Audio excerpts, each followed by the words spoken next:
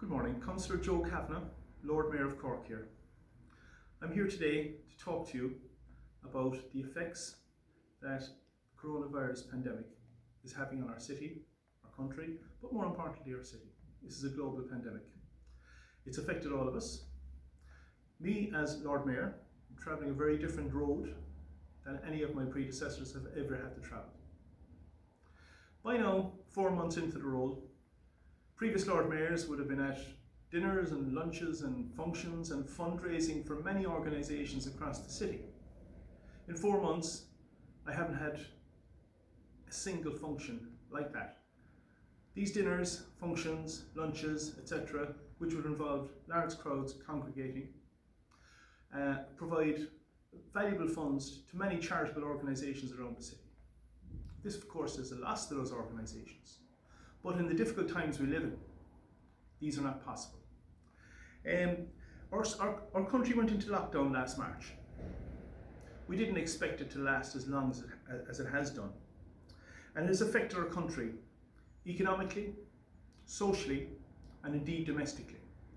From a business perspective, many businesses shut down.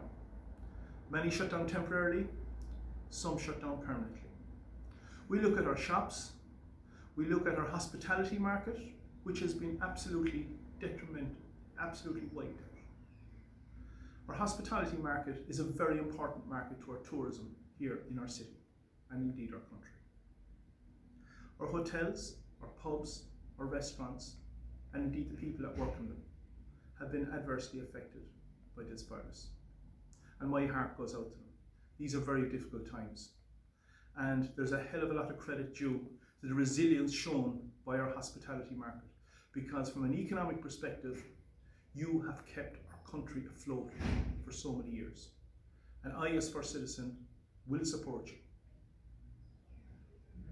From an academic perspective, our schools and our students have been affected, and indeed the parents of the students. University students sometimes are castigated in a very bad light, but you know what?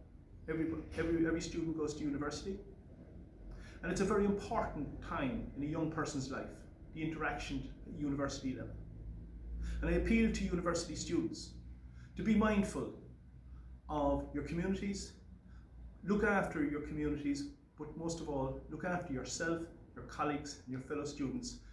Stay away from crowded places as much as you possibly can, just for the period that we're trying to attack this virus and control it. From a social perspective, Cork is well renowned as a festival city. We're a cultural city. We're the cultural capital of Ireland. We're a city full of festivals. We've had to cancel the St. Patrick's Day Festival, many festivals that we run throughout the summer. The Jazz Festival should have been held at the end of this month. That's not been held. A folk festival, music festivals, film festivals, the list is endless. And our tourism industry here in Cork has been adversely affected by the loss of these festivals. Unfortunately, there is nothing we can do about it, but we will be back. Our theatres, our museums, our iconic opera house, Everyman Theatre, and the people who work in them, the employees of these establishments, have been adversely affected. So the point I'm making, it has been an extremely tough 7 months for everybody in this country. Now is the time to attack this virus. Now is the time for us to take control of the direction of this virus in our country. Last weekend, I don't know about you, but I was dizzy. We were in phase 2. We were supposed to be going to phase 5. We ended up in phase 3. I ended up scratching my head. Where the hell are we going? What can we do? What can't we do? Eventually we ended up in phase 3. I finally figured out what we can and can't do. But the most important thing here is that we maintain the guidelines as recommended by NPHET and the government. In 1920, and we're in a year of commemoration, our city was burnt to the ground. But in the ashes, from the ashes of despair and destruction, our city rose, and our people rose to the city it is today. We are the second city. And with Brexit looming on the horizon, we will be a leading city, a leading European city, from a domestic point of view, an economic point of view, our port will be a leading European port, and we need to rise with it.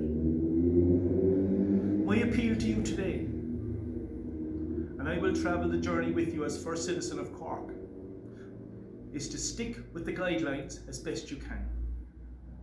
The basic guidelines: observe cough and sneeze etiquette, maintain 2 metre distance from people when you're talking to them, use a face mask where necessary, avoid crowded places, and avoid creating crowded places, which is very important. Most of all, if we can all do one thing: cut our social contacts in some context or another. We all have different contexts in our life where we can possibly target an area where we're going to cut our social contacts. I, for one, have done it.